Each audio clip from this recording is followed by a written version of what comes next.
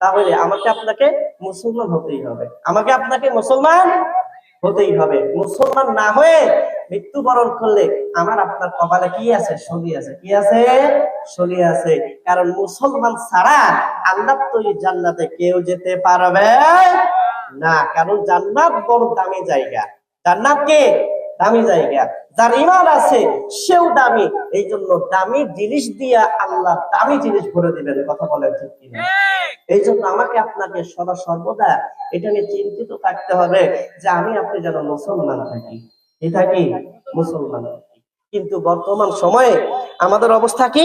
আমরা বিভিন্ন ভাবে বিভিন্ন জায়গায় জড়িত হইয়া, বিভিন্ন মাজারে গিয়া, বিভিন্ন ভণ্ডপুরের কাছে গিয়া আমরা নিজে নিজে এই ঈমানটাকে হারিয়ে ফেলতেছি। কথা বলেন ঠিক না? যখনই আমরা মাজারে যাই সাথে সাথে ঈমান আর নাই, কারণ ওখানে গিয়ে কবরে সিজদা দিতে হয়। ভণ্ডপীরের কাছে গেলে তারা বলে নামাজ লাগে না।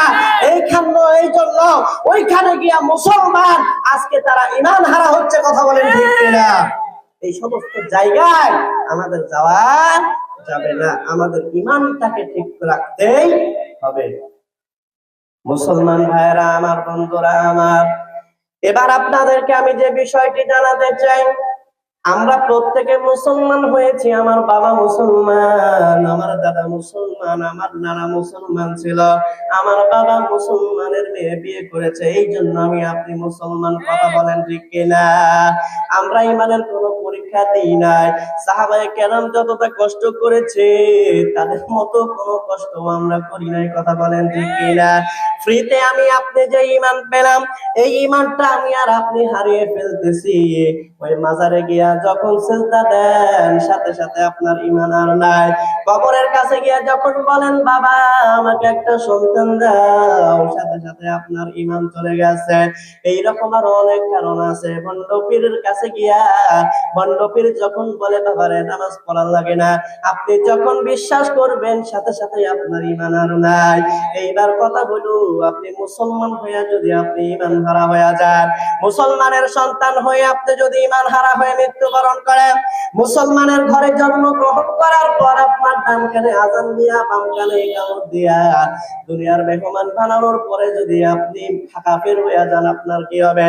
আল্লাহ রাব্বুল আলামিন পবিত্র কোরআনুল কারীম সূরা আলে ইমরানের মধ্যে বলেন, ইন্নাল্লাযীনা ইশতারাউল কুফরা বিল ঈমানি লা ইয়াদুররুল্লাহা শাইআ ওয়া লাহুম আযাবুন আলীম।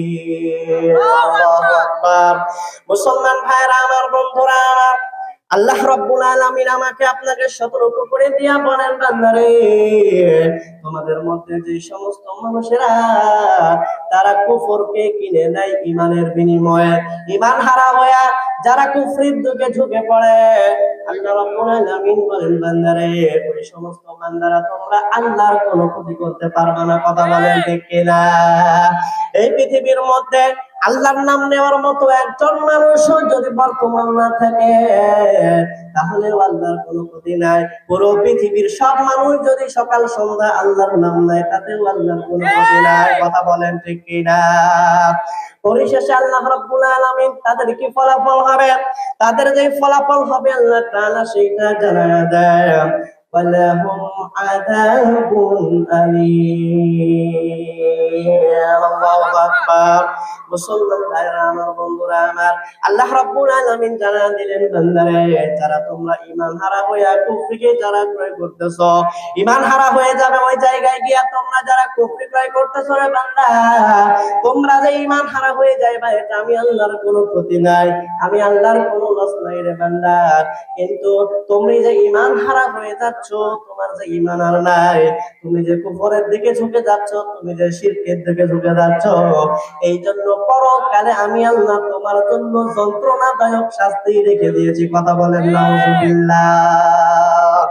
মুসলমান ভাইরা আমার, বন্ধুরা আমার, আল্লাহ রাব্বুল আলামিন পবিত্র কোরআনুল কারীম সূরা আলে ইমরানের আরেকটা আয়াতের মধ্যে ডাক দিয়া বলেন, বান্দারে আল্লাহ রাব্বুল আলামিন আমাকে আপনাকে সতর্ক করে দিয়া ডাক দিয়া বলেন, বান্দারে ইন্নাল্লাযীনা কাফারু বা'দা ঈমানিহিম সুম্মা ইসতাদু কুফরা